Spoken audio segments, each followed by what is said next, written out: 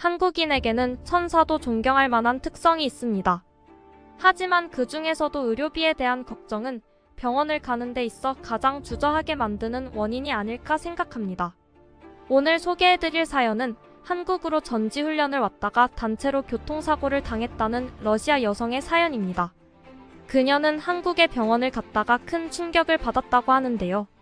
과연 그녀에게는 무슨 일이 있었던 걸까요? 안녕하세요. 러시아 대학팀에서 여자 아이스하키 선수로 활동하고 있는 타티아나라고 합니다. 아이스하키는 무척 역동적이고 높은 체력을 요구하는 격렬한 스포츠입니다. 전 윙어로 뛰고 있으며 팀의 주장도 맡고 있어요. 아이스하키가 남자만의 전유물이 아니라는 걸 증명하기 위해 열심히 운동을 하고 있죠. 그런데 최근 저희 팀이 단체로 한국에 가게 된 일이 있었는데요. 그곳에서 저희 팀 전체가 정말 놀라운 경험을 하게 됐죠. 한국이라는 작은 나라에서 겪은 그 일은 역시 세상은 넓다는 걸 깨닫게 만들어 주었죠. 그 경험담을 여러분들에게 공개하려고 합니다. 저희 팀원과 스태프들이 한국으로 가게 된 건 감독님 때문이었어요. 감독님은 한국의 남자 아이스하키 팀에서 감독으로 일했던 적이 있었고 그 인연으로 저희 팀의 전지훈련을 한국으로 결정한 것이었는데요. 그 소식을 들은 저희는 크게 실망하고 말았죠. 왜냐하면 사실 해외 전지훈련이긴 하지만 그 지역을 관광하고 경험할 수 있는 기회이기도 하거든요. 때문에 평소 가보고 싶었던 유럽 어느 나라로 가게 될 줄 알았는데 당황스러울 수밖에 없었죠. 더구나 한국은 아이스하키로 유명한 것도 아니었고 그렇다고 관광지로 유명한 곳도 아니었으니까요. 하지만 감독님은 현재 러시아에서 유럽으로 전지훈련을 떠날 수 있는 처지가 아니니 한국이라도 감지덕지하라는 말로 저희 불만을 일축했죠. 사실 감독님 말씀도 틀린 말이 아니었기 때문에 저희는 군소리 없이 한국으로 전지훈련을 떠나게 됐어요.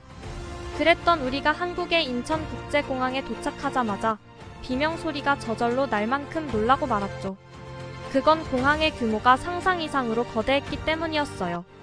저희 팀원들은 한국은 러시아에 비하면 국토가 손톱만큼 작은 나라인데 무슨 공항을 이렇게 크게 만들었냐며 고개를 연신 두리번거렸죠. 더구나 단순히 크기만 큰 것이 아니었어요. 공항 내부에는 쇼핑센터라고 해도 무방할 만큼 다양한 상점들이 들어서 있었고 로비에는 안내 로봇과 무인 키오스크 등 최첨단 기술들이 적용돼 있었어요. 이미 한국을 경험해본 감독님은 한국의 인천국제공항에는 이만한 규모의 터미널이 2개나 있다고 말씀하시더라고요. 그리고 한국 공항이 러시아 공항과 크게 다른 점을 눈치챘냐고 질문하시는 거예요. 그게 무슨 소린가 싶어서 다시 공항 내부를 잘 살펴봤는데 한국 공항엔 무장 군인이나 경비원을 보기가 힘들다는 사실을 깨달았어요. 러시아 공항에는 간간히 테러가 일어나기도 하고 불안한 정세 때문에 무장한 경비원이나 군인들이 경계를 서고 있습니다. 그런데 이곳은 아무리 눈을 씻고 봐도 군인들이 보이질 않더라고요. 제가 한국 공항에는 무장 군인들이 없어서 분위기가 러시아와 무척 다르다고 말했어요.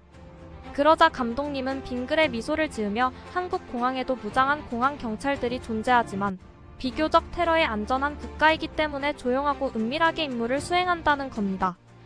때문에 승객들이 보다 편안한 분위기 속에서 공항을 이용할 수 있다는 거였죠. 한국이 이렇게 치안 유지가 잘 되고 있다는 사실에 모두들 놀라워했죠. 러시아는 요새 백화점이나 쇼핑몰에 들어가기만 해도 무장 경비원들이 소지품을 뒤지거나 질문을 던지며 삼엄한 경비를 서고 있어요. 별로 이상하다는 생각을 하지 못하고 있었는데 막상 한국의 모습을 보니까 우리나라가 얼마나 삭막했던 건지 알겠더군요. 저희 모두가 한국 공항의 색다른 모습에 놀라고 있는 사이 갑자기 한 팀원의 얼굴이 새파랗게 질리며 아랫배를 움켜잡더군요. 식은 땀까지 흘리길래 왜 그러냐고 물었는데 그녀는 갑자기 배가 아프다며 고통을 호소하는 겁니다. 처음엔 단순한 배탈이라고 생각했는데 몸을 잔뜩 웅크리며 꼼짝도 못하는 모습을 보고 심각한 상황이라는 걸 알았어요.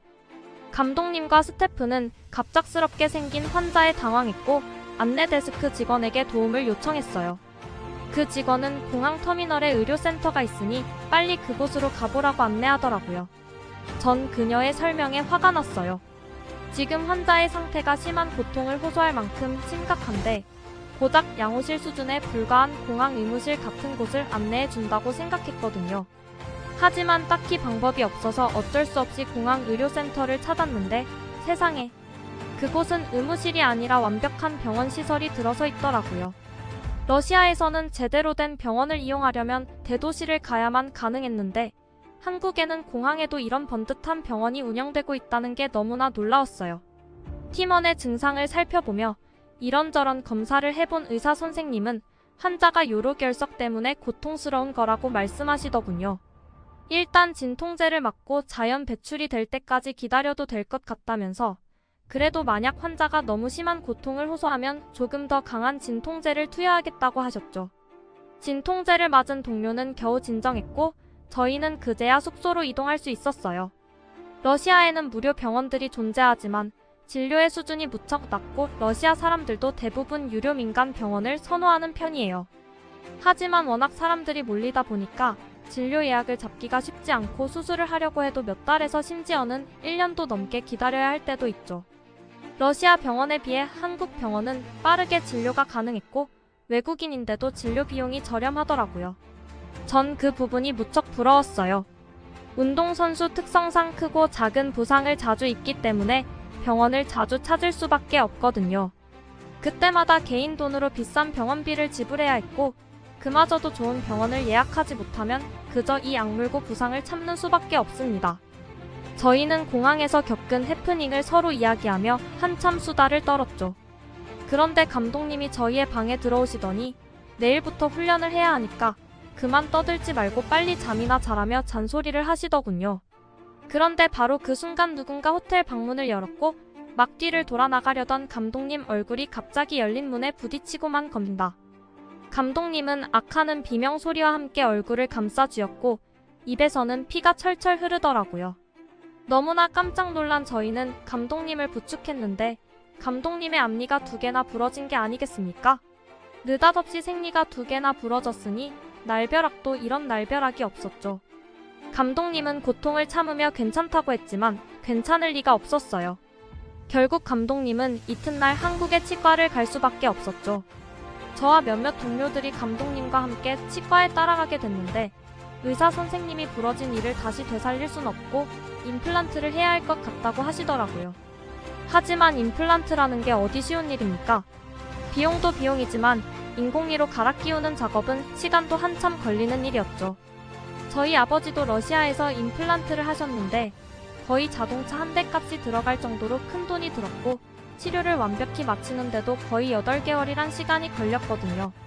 감독님도 그 부분을 잘 알고 있어서 임플란트를 하기엔 한국에 머무는 시간이 부족하다며 임시로 때울 수 있는 방법을 물었어요. 그런데 의사 선생님이 한국에서 치료를 진행한다고 하면 바로 당일 임시 치아를 끼운 후 일상생활을 할 수 있으며 2개월 뒤 최종 치아를 부착하면 된다고 말씀해 주시더라고요. 감독님은 잠시 고민을 하다가 바로 그 병원에서 치료를 받기로 결정했어요. 러시아에서 임플란트 치료를 받기 위해선 얼마나 많은 인내심이 필요한지 감독님도 잘 알고 있었기 때문이었죠. 저희는 임시 치아를 부착한 감독님의 모습을 보게 됐는데 정말 임시 치아인지 전혀 모를 정도로 치료가 말끔하게 됐더라고요. 황당한 사고 때문에 가뜩이나 못생긴 감독님 얼굴이 완전 우스꽝스러울 뻔했지만 한국 치과의 신속하고 높은 의료 수준 덕분에 그 망신은 면할 수 있었습니다. 그런 우여곡절을 겪는 와중에 저희 팀은 한국 남자 아이스하키 팀과 합동 훈련을 하게 됐고 여러 가지로 성장할 수 있는 시간을 가질 수 있었어요. 한국인들은 매우 친절했고 특히 무뚝뚝하고 소통이 안 되는 러시아 남자와는 달리 감정 표현이나 대화를 하는 것에 훨씬 익숙했죠. 그리고 그 시간 동안 제가 몰랐던 한국의 모습을 완벽히 느낄 수 있었는데요. 한국은 제가 생각했던 것보다 훨씬 발전된 나라였고 아름다운 문화를 간직한 정말 멋진 나라였어요. 저희는 한국에 있는 동안 열심히 훈련을 했고 남은 시간에는 구석구석을 관광하며 즐거운 시간을 만끽했죠. 한국의 경복궁이나 남산타워 같은 유명한 관광지도 구경했고 명동이나 홍대 같은 젊은 사람들이 많이 찾는 곳도 찾아가 잊을 수 없는 기억을 만들었죠. 그런데 말입니다. 전혀 예상하지 못한 사건이 벌어진 건 한국 일정을 거의 끝나갈 무렵이었어요. 그날은 훈련을 쉬는 휴일이었는데 저희 팀원들은 한국 친구가 모는 승합차를 타고 한국의 놀이공원으로 향하고 있었어요. 그런데 잘 달리던 차량이 갑자기 휘청거리더니 쾅 하는 소리와 함께 중심을 잃고 뒤집혀버렸습니다. 7명이 탔던 승합차는 말 그대로 아비규환이 되었고 저는 그 순간 죽음의 공포를 느꼈죠. 다행히 모두들 안전벨트를 착용한 상태였기 때문에 교통사고 순간 창밖으로 튕겨나간 사람들은 없었습니다. 하지만 차가 전복됐기 때문에 아무도 탈출하지 못하고 대롱대롱 매달려 있어야만 했죠. 아무리 우리가 씩씩한 운동선수라지만 그런 상황에서는 겁먹은 소녀에 불과했어요. 비명을 지르는 동료도 있었고 펑펑 울음을 터트리는 동료도 있었죠. 뒤집어진 차에 갇혀있다는 것은 생각보다 훨씬 더 공포스러운 일이에요. 혹시 다른 차가 그대로 돌진하는 건 아닌가? 연료가 흘러 차에 화재라도 발생하면 어떡하나? 별의별 생각이 다 들더라고요. 하지만 구조대가 오려면 얼마의 시간이 걸릴지 예상할 수 없었어요. 그런데 차창 밖으로 우르르 몰려온 사람들의 얼굴이 보이더군요. 그들은 곧 구해주겠다며 안심하라는 제스처를 했어요. 그러곤 맨손으로 차량 창문을 부수기 시작하는 겁니다. 그러자 다른 사람들도 저희를 구하기 위해 행동하기 시작하더라고요. 구겨진 문을 열기 위해서 힘을 쓰는 사람들도 있었고 소화기를 들고 화재에 대비하는 사람도 있었어요. 수십 명에 이르는 사람들이 다 같이 저희를 구하려고 애쓰는 모습에 눈물이 왈칵 쏟아졌어요.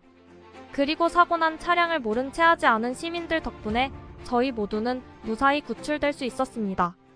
그리고 이내 구급차와 소방차가 도착을 했고 저희는 병원으로 급히 옮겨지게 되었죠. 사고를 당했을 땐 잘 몰랐는데 구조가 되면서 긴장이 풀리다 보니까 몸 이곳저곳이 아파오더라고요. 운전대를 잡았던 한국 친구는 갑작스럽게 끼어드는 차량을 피하려다가 사고를 냈다며 미안하다는 말을 하더군요. 저는 그 친구에게 크게 다친 사람이 없으니까 너무 마음을 쓰지 말라고 위로했어요.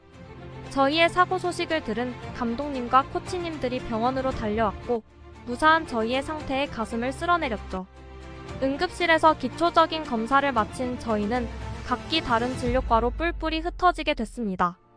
의사 선생님의 권유로 머리부터 발끝까지 정밀 검사를 하게 된 것이었어요.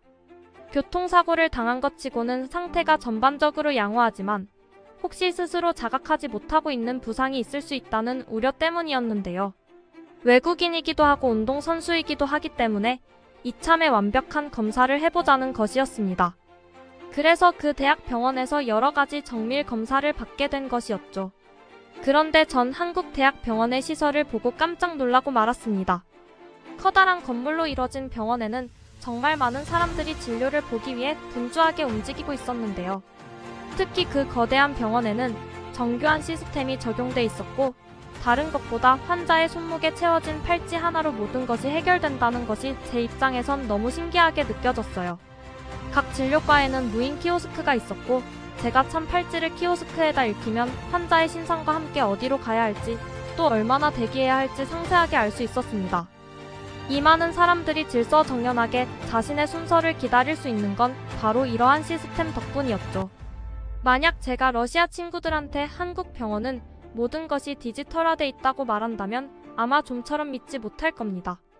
아직도 러시아 병원은 모든 걸 수기로 작성해야 하고 알아보기 힘든 필체로 쓴 의사 선생님의 처방전을 받아야만 하거든요. 뜻밖의 교통사고를 경험한 저희는 모두 정밀 검사를 마쳤고 그중 한 명이 왼쪽 팔에 미세한 골절이 생겼다는 걸 발견했어요. 그녀는 의사의 권유에 따라 깁스를 하게 됐고 각별한 주의를 하라는 당부를 받았어요. 그 친구 외에는 특별히 부상을 당한 사람은 없었죠. 그런데 전 순간 이런 걱정이 들더라고요. 이렇게 좋은 병원에서 이 많은 인원이 치료와 검사를 했으니 병원비가 무척 많이 나올 것 같단 생각이 든 겁니다. 그래서 제가 한국 친구에게 병원비가 도대체 얼마나 나올 것 같냐고 물었는데 그 친구는 전부 공짜니까 걱정하지 않아도 된다는 겁니다. 그건 이 사고가 상대편 차량의 과실로 생긴 거고 가해 차량의 보험사에서 모든 병원비를 지불해준다는 것이었어요. 그리고 다행히 크게 다친 사람은 없지만 파손된 차량의 손해비용과 함께 사고를 당한 위로금도 지급해준다는 것이었죠. 그녀는 이미 보험사 직원을 만났고 이에 대한 절차를 다 끝냈다는 것이었어요. 전 한국 보험사의 일처리에 혀를 내두를 수밖에 없었어요. 러시아 보험회사의 사고 처리를 하기 위해서는 몇 달의 시간이 걸리는 건 평범한 일이거든요.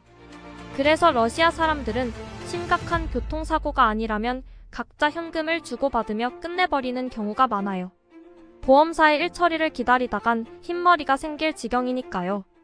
하지만 한국 보험사들은 믿기 힘들 만큼 빠른 일처리를 해주었고 피해자에 대한 조치도 적극적인 것 같더라고요.